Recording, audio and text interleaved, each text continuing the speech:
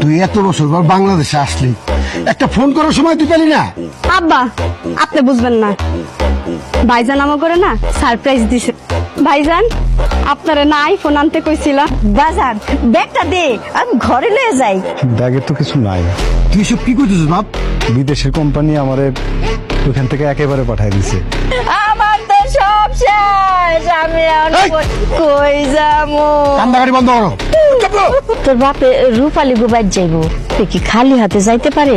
কিছু টাকা দাস না বাপ, মানে কিছু কিনা টিনা লয়ে যাইবো আর কি। আমি কই থেকে টাকা দিব? আমি কেমনে আইছি তোমরা তো খুব ভালো করেই জানো। তাছাড়া আমার নিজের চিকিৎসার টাকাই তো আমি পাইতেছি না। টাকা দিবি না ভালো কথা, এত কথা শোনানোর কি আছে?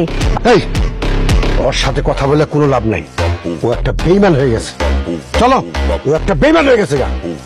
বিদেশ গিয়ে মাল কামায় বন্ধু বান্ধবী ভুলে গেছিস গা। এতটুকু ভুল যাবে না তো তোরা কি মনে করিস?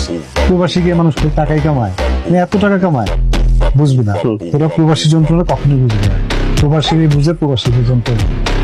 আচ্ছা ঠিক আছে, তুই তো আমার কাছে বলছি যে অনেক কিছু আনতে, আমি আসলে তোর লাগে না কিছু আনতে পারি না। হ্যাঁ রে বন্ধু, আনবি কেমনি?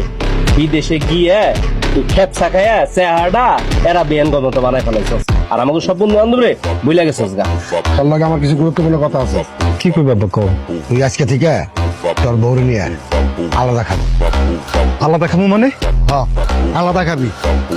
তোর লগে আর এক লগে খাওয়া আমার পক্ষে কোনোভাবে সম্ভব না। রাজু তুই কি কইতেছস? বুঝে শুনে কইতেছস তো? হ্যাঁ, আমি বুঝা শুনে কইতাছি, তোরে আর তোর বউরে চালানো আমার পক্ষে সম্ভব না, আর এই সামর্থ্য আমার নাই। এই সংসারটা আমি তিল করে করে তুলছি। আমার নিজের যত শখ আলাদা ছিল সব আমি বিসর্জন দিয়ে বিদেশে গেছি, তোগুলোকে আমি টাকা পাঠাইছি। আজকে তোমাকে বুঝা আমি না, সবার বুঝা আমি। দেখো ভাই, তোমার এই ভাবের কথা শুনোনের সময় আমার নেই। কাজেই তুমি তোমার বউরে নিয়ে যত তাড়াতাড়ি সম্ভব আলাদা হয়ে যাও। এখন কি করবা তাড়াতাড়ি সিদ্ধান্ত নাও। ঠিক আছে, আমি কোনোদিন চাই নাই রাজু তুই কষ্ট পাইবি। আমার লাগে যেহেতু তুই কষ্ট করবি, ঠিক আছে আমি আলাদা হয়ে যাবো। কি ব্যাপার, এই জায়গায় মন খারাপ করে বসে আছেন? খাওয়া লাগবো না? খিদে নেই। খিদে নাই কইলে হইব? ঠিক মতো যদি খাওয়া দাওয়া না করেন শরীর আবার অসুস্থ হয়ে যাবো না? শরীরটা কি জীবনের প্রতি তো মায়া নেই। আপনার একটা কথা কইসুন, সুখ দুঃখ মিলাই মানুষ।